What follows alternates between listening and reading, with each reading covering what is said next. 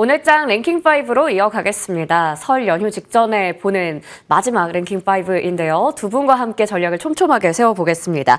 IS의 김태성 본부장, 오로라 투자자문 유창희 본부장과 함께합니다. 안녕하세요. 네, 안녕하세요. 네, 이제 긴 연휴 전이기 때문에 오늘의 대응이 너무나 중요할 것 같고요. 그만큼 오늘 살까? 팔까? 아니면 좀 더 지켜봤다가 연휴 이후에 뭐 사야 되나? 이런 고민이 많이 되실 텐데 섹터 이야기 하나씩 해보도록 하겠습니다. 여전히 우리가 뭐 트럼프 이야기를 빼놓을 수가 없죠. 그래서 미국의 스타게이트 프로젝트로 먼저 시작을 해볼 텐데요. 아무래도 뭐 이거 발표하고 나서 계속 지금 시장에서는 여러 섹터가 이 이야기와 연결되어서 움직이고 있습니다. 물론 그 스타게이트에 대해서도 지금 뭐 의견은 분분해요. 뭐 머스크가 약간 부정적인 발언하기도 했었고요. 하지만 지금 뭐 관련주는 계속 시세가 연결되고 있잖아요. 전력 설비주가 특히나 다시 또 시세가 부활되고 있습니다. 아무래도 아직까지 뭐 스타게이트에 대해서 확실하게 우리가 그림을 그리기는 좀 어려운 것 같아요. 하지만 시세상으로 봤을 때 미국에서는 결국에 그 전력 설비, 뭐 전선 수요가 더 필요하다, 많이 빨리 필요하다 이러한 이야기가 나오면서 주가도 밀어 올려지고 있습니다. 다만 주가 위치상으로 봤을 때 너무 좀 고가권에 올라와 있기 때문에 좀 부담되는 부분도 없지 않아 있는데 거기다가 여기서 또 이제 따라잡았다가 내가 너무 고점에 사는 거 아닐까 뭐 이런 생각도 들 것 같아서요. 김태성 본부장님, 전력 설비는 확실히 지금 너무 신고가 영역이니까 보유자분들만 보시는 게 좀 맞을까요? 근데 이게 계속 고민이 될 수밖에 없을 것 같아요. 특히나 HD&일렉트릭이 실적이 나오고 나서 약간의 조금 변동성을 좀 보일 때 이제는 전력기기는 다소 좀 위험할 수 있겠다 생각을 했는데 그때 흔들림을 한 번에 지금 메꿔주는 강한 흐름들이 좀 나오고 있다 보니까 저는 여전히 조금은 더 보셔야 되지 않을까라는 생각이 들어요. 대신에 오히려 이제 신고가라고 하는 그런 영역을 넘어갈 수 있는 쪽은 LS 일렉트릭 쪽이 아닌가라는 생각이 들어서 저는 만약 전력기기 쪽으로 보신다면 LS 일렉트릭을 우선적으로 보시는 게 맞지 않을까. 그러니까 전력기기는 여전히 좋고요. 대신에 이제 HD&일렉트릭은 좀 부담이 되는 위치인 반면 LS 일렉트릭은 이제 후발주자지 않습니까? 실적이 그래도 생각보다 괜찮게 나왔고 또 수주 잔고도 한 번 더 우리가 이제 눈으로 확인했을 때 정말 양호하기 때문에 지금 만약 없으신 분들이 공략을 한다면 LS 일렉트릭을 보시는 게 맞지 않을까라는 생각이 들고 있고요. 사실 AI 센터라든지 이번에 트럼프의 어떤 막대한 자금의 투자, 여기에 골자는 미국은 소프트웨어 기업들 위주입니다. 그런데 이제 우리나라는 결국엔 전 세계가 봤을 때 소프트웨어 쪽보다도 하드웨어 쪽에 더 강점을 더 관심이 많은 것 같아요. 그러다 보니 막 여러 산업을 찾다가 한국 하면 데이터 센터 연결지었을 때 소프트웨어가 아니라 전력기기 그리고 원전 이쪽이다라고 좀 판단을 한 것 같아요. 그래서 오늘 연휴를 앞둔 상황 속에서도 외국인들의 어떻게 보면 선택을 받는 쪽이 이쪽이기 때문에 이쪽에 대한 관심도는 계속 보셔야 된다. 대신에 HD&일렉트릭이 좀 부담스럽다면 저는 LS 일렉트릭을 보시는 게 맞을 것 같고요.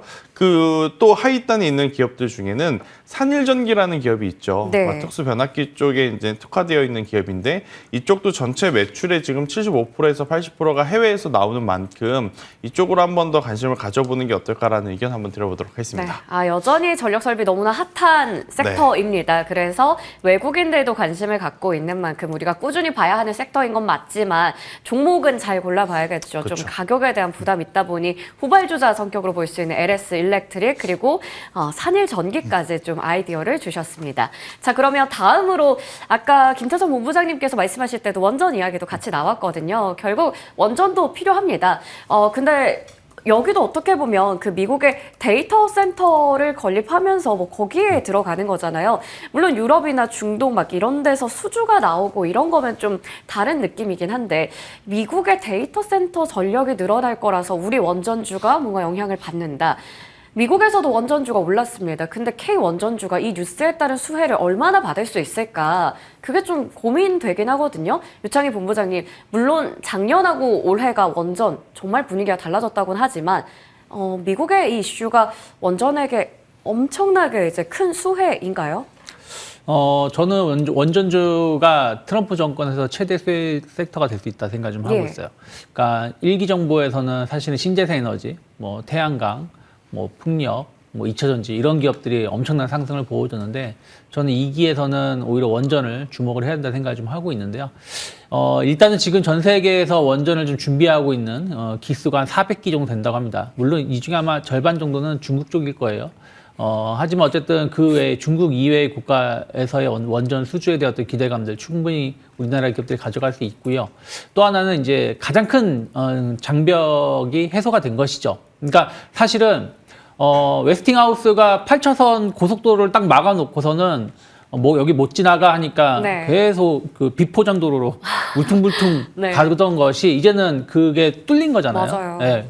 그렇다면 이 부분에 대해서 우리가 주목을 해야 된다는 생각을 좀 하고 있어요. 물론 지금 당장 수주가 들어온 건 없습니다만 3월 달 늦어도 뭐 상반기에 체코 거의 가능성 거의 높다라고 봐야 되겠죠. 이제는 딴지를 걸 수 있는 나라가 없죠. 프랑스가 딴지를 못 걸 거고 웨스팅하우스랑 같이 협업을 한다라면 미국에서도 더 이상 뭐라고 하지 않을 거고 또 앞으로에 대한 어떤 원전에 대한 어떤 흐름들을 감안한다라면 저는 원전 수요는 계속 늘어날 수밖에 없는 것이고 이에 따라서 관련된 기업들에 대한 어떤 재평가 물론 지금 실적 없잖아요 라고 말할 수도 있겠습니다만은 그렇게 따지면 지금 우주산업, 로봇 다 실적 없어요.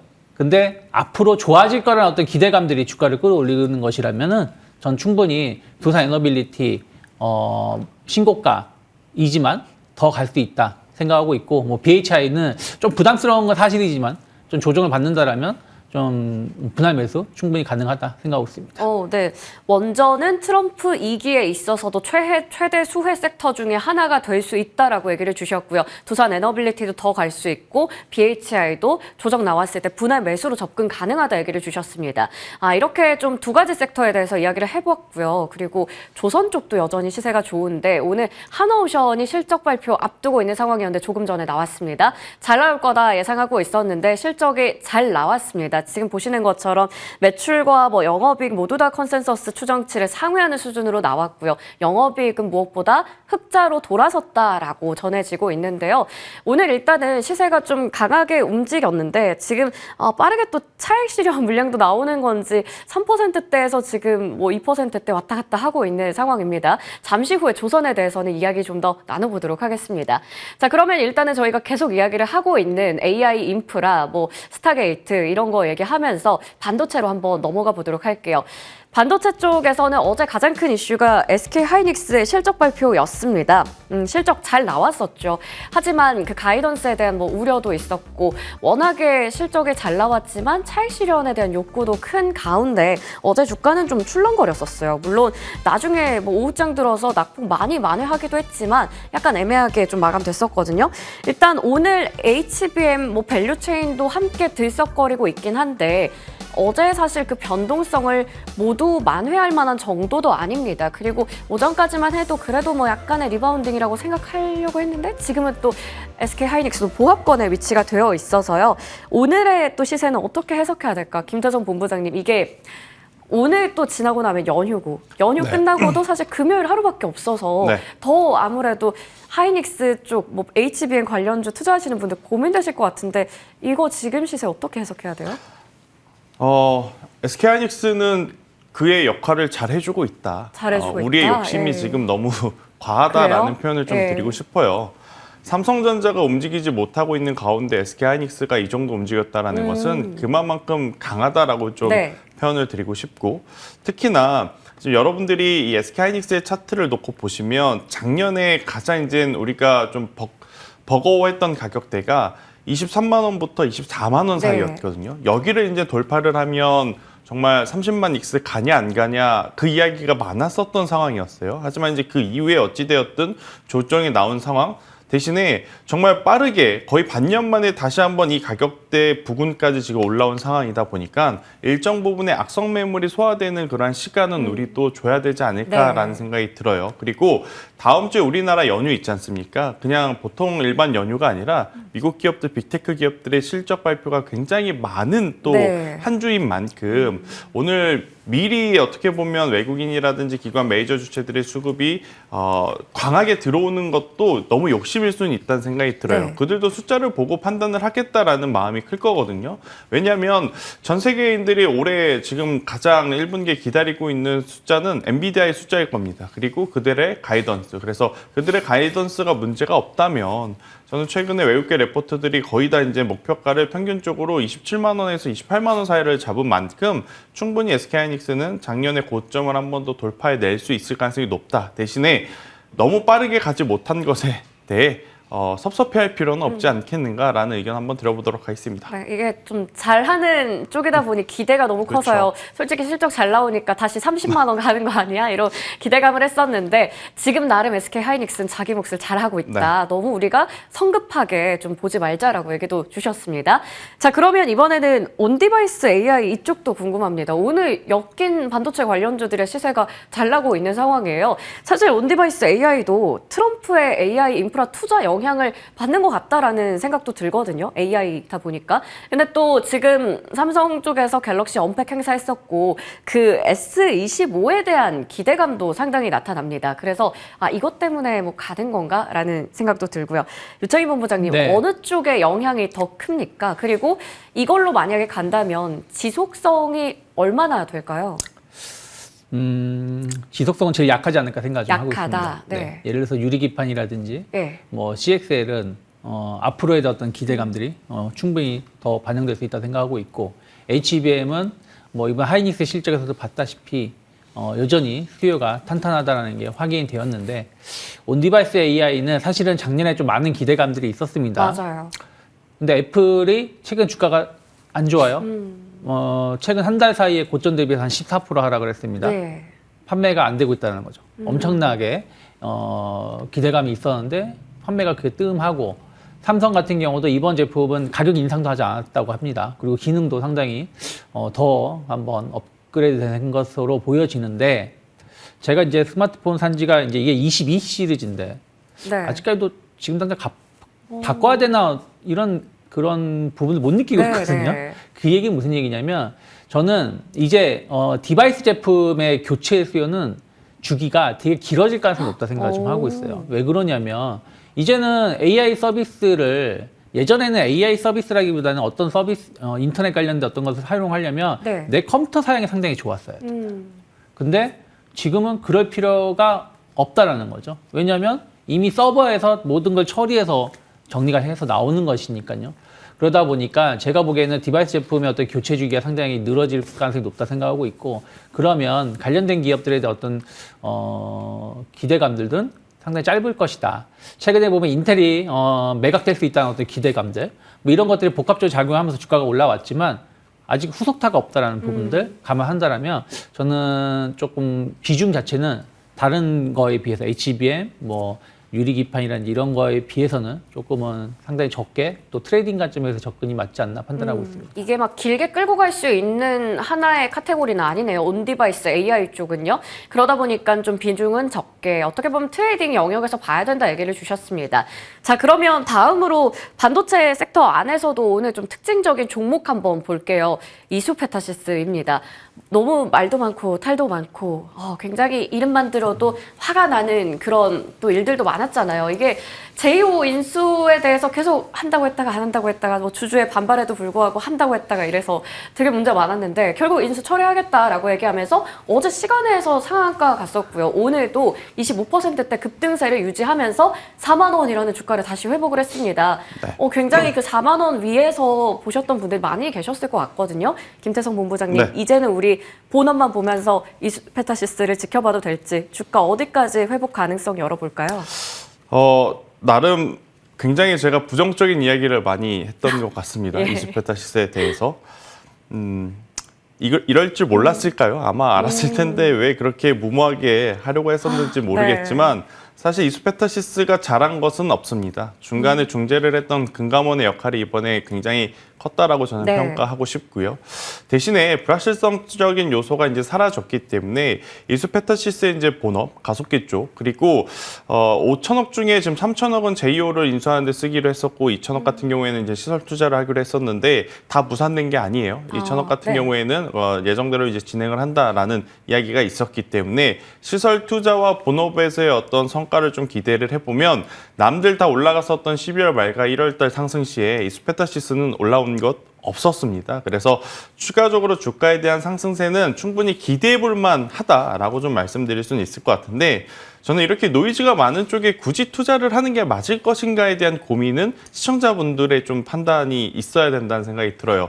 물론 가지고 계신 분들은 주가가 더 올라갈 수 있는 여지가 있으니까 네. 더 가져가시는 게 맞을 것 네. 같아요. 근데 없으셨던 분들이 불확실성이 해소가 되었네. 그럼 여기서부터 이제 다른 기업들 30, 40% 올라왔으니까 더 올라가겠지라는 식의 투자의 전략은 굉장히 또 위험할 수 있다. 지금 이 스페타시스가 아니더라도 반도체 소부장수 안에서 볼만한 종목군들 정말 많죠. 그렇기 때문에 이 스페타시스는 그냥 뉴스를 체크하는 정도로 없으셨던 분들이 체크를 하는 정도로 보시는 게 현명한 판단이 되지 않을까라는 의견 한번 드려보도록 하겠습니다. 네, 기존의 보유자분들께서 이제 다시 또 손실을 만회하고 그러한 그렇죠. 영역 정도이지 이걸 보면서 신규로 들어가야지라고 보기에는 좀 무리가 있다라고 얘기를 주셨습니다. 반도체 이야기까지 해봤고요. 이제 이어지는 트럼프 트레이드 관련한 쪽 한번 다뤄보도록 하겠습니다.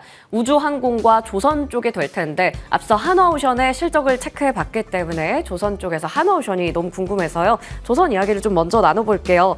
일단은 조선은 뭐 올 한 해 내내 봐도 되는 섹터라고 하고 대표주들도 여전히 뭐 하루 쉬어도 그 다음날 또 올라가고 이런 식이긴 한데 지금은 보니까 윗꼬리를 다 길게 달고 있네요. 한화오션도 아까 전에 3% 정도였는데 이게 차익 실현 물량이 좀 나오는 건지 지금 1%대까지 쭉 내려온 상황입니다.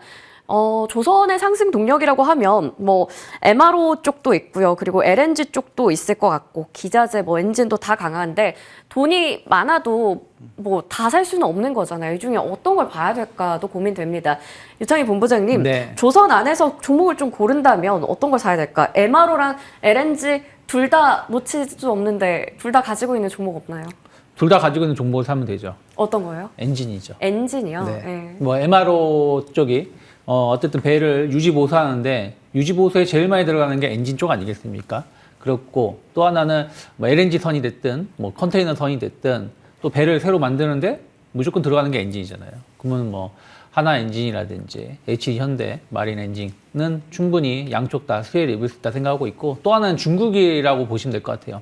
중국이 중형 선박까지는 중국 엔진 업체들이 엔진을 만들어서 그 탑재를 하지만 대형 선박 엔진 기술은 아직까지도 한참 모자릅니다. 그래서 우리나라 기업들이 중국에도 꽤 많은 엔진 수출을 하는데 최근에 뭐 하나 그리고 HD 현대 마린 엔진 그 대규모 계약 수주 나온 거의 상당 부분은 중국향이라고 보시면 될 것 같아요. 그래서 그런 것들 감안한다라면 엔진 관련된 기업들에 대한 어떤 주가는 더 오를 수 있다 생각하고 있고 또 하나는 그 전에는 그러니까 이게 조선사들이 이제 저가 수주가 끝났다 제대로 이제 수주를 해서 이제 가격에 매출에 반영된다라고 했는데 기자재 업체들은 더 뒤늦게 반영되는 부분들이 좀 있어요. 그래서 엔진 업체들도 가격을 제값을 못 받았었던 부분들이 이제 작년 하반기 올해부터는 좀 제대로 된 가격으로 수주라는 부분들이 좀 있기 때문에 그런 것들 감안한다라면 충분히 저는 이 엔진 관련된 선박 엔진 관련된 기업들에 대해서는 꾸준히 관심을 가져볼 수 있다 판단하고 있습니다. 네, 꾸준히 엔진 관련해서는 우리가 관심을 가져볼 수가 있다라고 말씀을 주셨습니다. 두 가지 모두 다 수혜를 누릴 종목으로는 엔진 쪽 말씀해 주셨고 한화오션의 실적을 봤으니까 그것도 하나만 더 여쭤보도록 할게요. 김태선 본부장님. 네. 한화오션이 실적 나오고 나서 주가가 약간 윗골이 달면서 조금 변동성도 있는 것 같은데 이게 지금 잘 나왔는데도 이렇게 되는 걸 보면 조선주의 랠리에 있어서 약간 제동이 걸린 것인가 차익 물량 막 나온다 이렇게 봐야 될지요? 그러니까 어닝 수준 정도의 서프라이즈급 네. 이게 숫자거든요. 그럼에도 불구하고 지금 이제 선반영이 되었다라는 게 시장의 판단이긴 하지만 저는 너무 걱정하실 필요는 없을 것 같아요. 네. 세론이라고 한다면 벌써 우리가 말하는 도중에 마이너스로 전환이 되었어야 됩니다. 제 생각으로는 속도감 네, 있게 네. 빠져야. 하지만 그러지 않았다라는 것은 많은 투자자분들이 내려오면 하나오션은 매수를 해야겠다라는 투자의 심리가 더 많은 지금이 아닌가라는 네. 생각이 들어요. 그래서 하나오션이 이렇게 지금 어떻게 보면 수년 만에 흑자 전환의 성공이기에 저는 충분히 추가적인 상승세도 기대해 볼 만하다. 대신에 지난 12월부터 1월 너무 가파르게 올라온 부분이 있어서 가격 조정보다 기간 조정이 나올 가능성이 높으니 그 기간 조정에 맞춰서 비중 조절을 하시는 게 필요하다. 제가 아마 지난주와 지지난주에 조선주에 대해서도 조심스럽게 이제는 일부는 꼭 수익 매도를 하시고 수익 매도한 현금을 가지고 좀 기다렸다가 기간 조정이 나오면 그때 담아내는 게 좋다라는 이야기를 드렸는데 저는 그 기조 그대로 유지하는 게 맞을 것 같다라는 의견 한 번 더 말씀드리고 하나오션을 좀 바라보는 시각 중에 그래도 나름의 좀 부정적인 시각은 뭐였냐면 과연 MRO를 통해서 얼마만큼 많이 벌어들일 수 있을 것이냐. 그러니까 이번 분기 실적에는 사실 MRO에 대해서 명확하게 안 잡혔을 거예요. 네. 그럼에도 불구하고 숫자가 이렇게 잘 나왔다는 건 MRO가 우리가 생각한 것보다 마진율이 낮아도 하나오션은 어차피 돈을 잘 버는 기업으로 이제는 변모를 네. 했기 때문에 크게 걱정하실 필요는 없지 않겠나라는 의견 한번 들어보도록 하겠습니다. 네. 이게 차라리 세론이면 확 진짜 그렇죠. 하락으로 전환이 돼야 되는데 지금 약간 간당간당 하거든요. 그래서 어떻게 보면 내리면 또 내린 만큼 사고 싶은 그렇죠. 그 욕구가 충돌을 하는 것 같습니다. 네. 그래서 일단은 뭐 약간 눌리더라도 이 정도면 앞으로 계속 볼 수 있는 종목이다라고 말씀해 주신 것 같습니다. 올해 확실히 그 MRO에 대한 기대감도 여전하다라는 부분 한 번 더 짚어주셨습니다. 조선 먼저 체크를 해봤고요. 이번에는 우주항공주로 넘어가 보겠습니다. 일명 지금 뭐 화성 관련주 찾기라고도 표현을 하던데 그렇다면 이 많은 우주항공 관련주 중에서 어떤 걸 봐야 될까? 확실히 뭐 스페이스 X와 관련된 부분을 좀 찾아봐야 되는지 아니면 지금은 또 핵심 종목이 좀 달라진 건지 유창희 본부장님 네. 우주항공주 어떻게 보세요? 지난 미국 대선이 끝나고 나서의 관련된 기업들이 움직였을 때랑 지금하고는 조금 비슷하면서도 조금 다른 부분들이 좀 일부 있지 않나 생각을 좀 하고 있어요. 그때 당시에는 이제 HVM이 대장주 역할을 해주면서 하나 시스템이라든지 이런 기업들이 좋은 주가 흐름을 보였더라면 지금은 물론 이제 오늘 한해서지만 캔코와 에어로스페이스가 그때 당시 움직임이 없었는데 오늘 거의 뭐 한 25% 정도 상승을 보여주고 있고 이번에 또 AP 위성이 최근에 좋은 흐름을 좀 보여주고 있습니다. 그래서 약간의 그러니까 그때보다는 지금이 완전 우주 쪽으로 좀 강점이 있는 쪽에 대해서의 흐름들이 있는 것 같습니다. 어찌됐든 미국이 우주 산업, 그러니까 특히 이제 화성에다가 성조기를 꽂겠다는 거 아니겠습니까? 그리고 우리나라 같은 경우도 지난 예산, 그러니까 올해 예산 보면은 한국우주청 예산이 그러니까 작년보다 올해 한 40% 늘어나서 한 8천억대까지 늘어나 있다라고 해요. 그래서 뭐 그 우주선 발사를 좀 준비를 좀 하고 있는 부분들이 좀 있기 때문에 저는 관련된 기업들은 2차 상승을 좀 준비하고 있다 생각하고 있고 아까 말씀드린 뭐 AP 위성, 캔코아 에어로스페이스도 충분히 조금 조정이 나온다라면 분할 매수 가능하다 생각하고 있고 그 전에 대장주 역할을 해줬었던 HVM도 사실은 수렴이 잘 되어 있다라고 보시면서 접근하실 수 있다 생각하고 있고 하나 시스템도 나쁘지 않다 생각하고 있습니다. 그래서 저는 조금 이제 기업에 대해서 다 살 수는 없기 때문에 한두 종목은 좀 분석을 하셔가지고 좀 타이밍만 잘 잡는다라면 충분히 좋은 결과 볼 수 있지 않을까 생각하고 있습니다. 네. 확실히 그 한두 종목을 잘 추려서 우리가 타이밍을 잘 노린다면 우주항공 쪽에서도 수익을 볼 수 있다라고 한 번 더 짚어주셨습니다.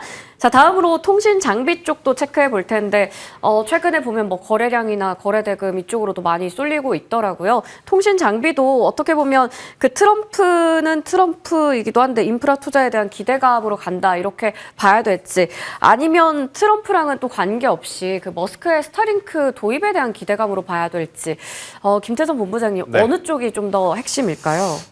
둘 다일 것 같은데 그래도 굳이 둘 중에 우선순위를 꼽아보자면 미국의 중국 규제, 그러니까 이제 전자 때문에 아무래도 이제 통신 부품주들에 대한 강세가 더 강하게 이어지고 있다라고 좀 말씀드릴 수 있을 것 같고 사실 이제 5G 통신 부품주는 제가 한 10월 달부터 좀 많이 말씀드려왔던 것 같아요. 저는 이제 세 가지 기업을 계속 말씀드려왔는데 일단 첫 번째로는 이제 솔리드를 가장 많이 말씀드렸던 것 같고 두 번째 이제 HFR 그리고 이제 RFHRC를 이제 많이 말씀을 좀 드린 것 같은데 다 올랐습니다. 그런데 이 세 기업만 오른 것이 아니라 지금 이제 5G 통신 관련주들은 지난 3, 4년 동안 정말 내려온 부분에 대한 분풀이를 하듯이 굉장히 지금 빠르게 12월 달과 1월 달에 가파르게 올라온 상황이기 때문에 지금은 다 같이 오르지만 여기서 한번 조정이 있고 나서 그 다음에 다시 오를 때는 일부 종목으로 조금은 압축이 될 가능성이 높지 않겠나라는 생각이 들어요. 일단 기술력으로 보면, 혹은 실적으로 보면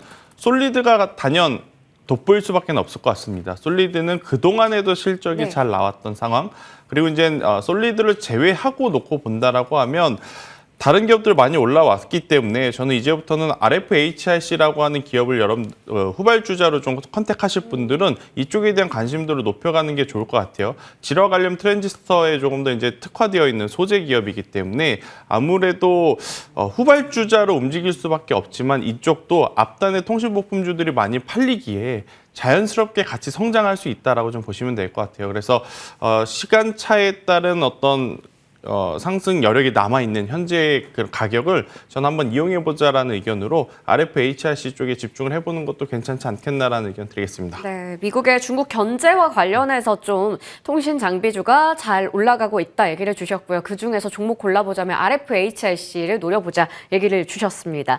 자, 이렇게 또 저희가 섹터에 대한 이야기를 마쳐보겠고 다음으로는 자동차 쪽 한번 체크해 보겠습니다.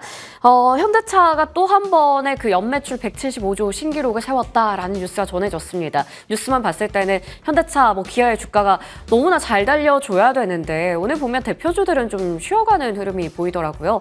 아까 저희 오프닝에서 체크해봤는데 대표주는 다소 조정, 그리고 부품주들은 너무나 잘 갑니다. 물론 현대모비스나 글로비스 같은 경우에는 실적 좋은 거나 외국인들 수급 잘 들어오는 거나 이런 영향도 있었던 것으로 보이는데 왜 이렇게 주가가 좀 다르게 가는 걸까? 그 트럼프의 행정명령에 따르면 전기차 쪽은 아무래도 좀 아쉽지만 사실 내연기관차 쪽은 기대감도 있는 거잖아요. 유창희 본부장님, 네. 같은 그 현대차 그룹주 안에서도 대표주는 못 가는데 계열사는 잘 가는 거 차별화의 이유가 좀 있을까요? 조심스러운 말이지만 예. 지금 현대차 그룹의 가장 큰 장벽은 지배구조 개편이라는 생각을 좀 하고 있어요. 어쨌든 네. 이제 승계가 빨리 이루어져야 되는데 그러게 조금 몇 년 전에 한번 시도했다가 실패를 네. 했었죠.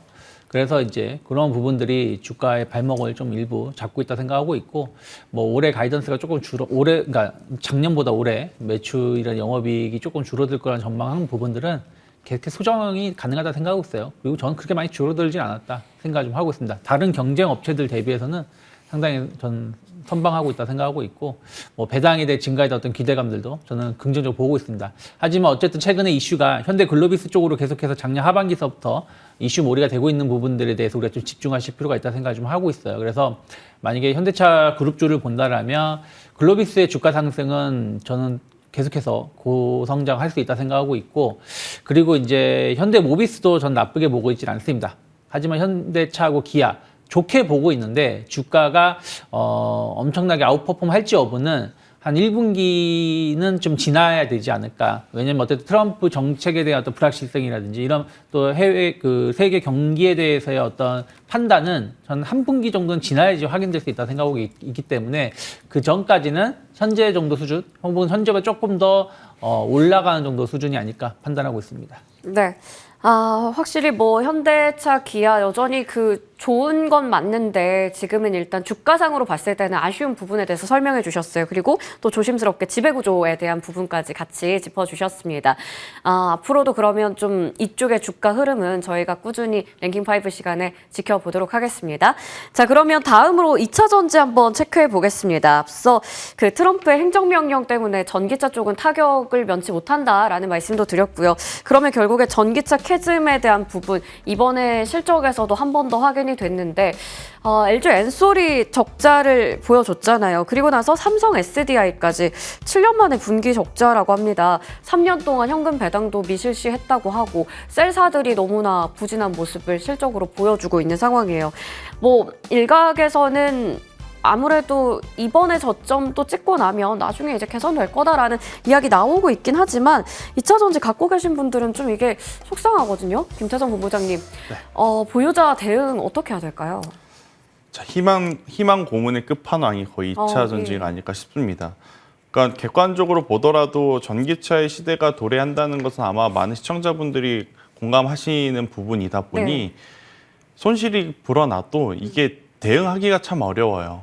더욱이 이제 실적도 빠르게 개선이 될 여지도 지금 안 보이는 상황이고 대장주격인 LG에너지솔루션과 삼성 SDI, 뭐 SK온은 사업을 하는지 안 하는지 잘 모를 정도로 예. 지금 굉장히 또 미비한 흐름을 좀 보이고 있어서 그런데 산업의 어떤 흥망성쇠와는 조금 다르게 주식시장에서의 변화는 오히려 이런 숫자에 대한 이야기보다 트럼프의 관세의 분위기에 조금 더 밀접하게 움직이는 듯한 흐름을 저는 이번 주에 많이 느꼈거든요. 그러니까 생각보다 관세가 조금 약하게 부과된다는 느낌이 나오면 우리나라 관련주 안에서 2차 전지가 내가 선두에 있어 라고 말을 하듯이 가장 빠르게 움직였습니다. 그러니까 예. 이번 주 월요일 날도 마찬가지였죠. 근데 화요일 날 막상 행정명령 빠르게 하고 또 관세 이야기가 나오니까 또 가장 먼저 또 수그러 든 것도 2차 전지. 오늘도 장중에 뭐 관세를 조금은 이제 부과하니 많이 하는 내용이 있다 보니까 그런 내용 나올 때마다 2차 전지가 지금 등락이 커지고 있는 상황이거든요. 확연하게 트럼프 1기 때하고는 조금은 다르게 협상의 여지를 지금 남기고 있는 트럼프 2기죠. 아무래도 이제 본인들도 인플레이션을 잡기 위해서 예전처럼 그냥 무지성의 관세는 현실적으로 어렵다라고 느끼는 것 같아요. 그렇게 되면 참으실 수 있으시면 저는 2차 전지는 지금 교체를 할 것보다는 네. 꼭 지고 조금 더 보셔야 되지 않겠나라는 조심스러운 이야기를 좀 드려야 될 것 같아요. 그래서 관세에 대한 분위기가 나름 그래도 예전보다 우리가 혹은 생각했던 것보다 조금은 약해진다면 2차 전지주들의 이제 반등세가 나올 가능성이 높다는 생각이 들고 있거든요. 그리고 미국의 알버마리라고 하는 주가도 반등이 조금은 이제 시작이 된 상황이에요. 그래서 정말 피곤하시고 매도 버튼 누르고 싶겠죠. 네. 계속 보고 있다 보면. 하지만 조금은 더 참고 저도 이쪽에 대해서는 크게 좀 변화를 해야 될 때가 오면 한 번 더 제가 강조를 한번 드려보도록 하겠습니다. 네, 저희 그때를 또 기다려보도록 하겠습니다. 일단은 희망의 끈을 놓지 말고 보유를 해야 될 때이다라는 말씀까지 덧붙여 주셨습니다. 오늘 이렇게 해서 저희가 연휴 전에 또 여러 가지 섹터에 대한 궁금증을 두 분과 하나씩 좀 해소해 봤습니다. 지금까지 IS 김태성 본부장, 오로라 투자자문 유창희 본부장과 함께했습니다. 말씀 고맙습니다.